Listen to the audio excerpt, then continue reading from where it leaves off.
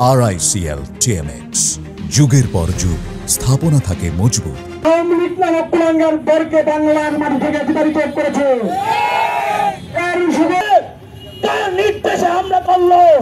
আপনি এটা এখন আজকের মধ্যে অ্যাডভোকেট মোহাম্মদ সুজন আহমেদ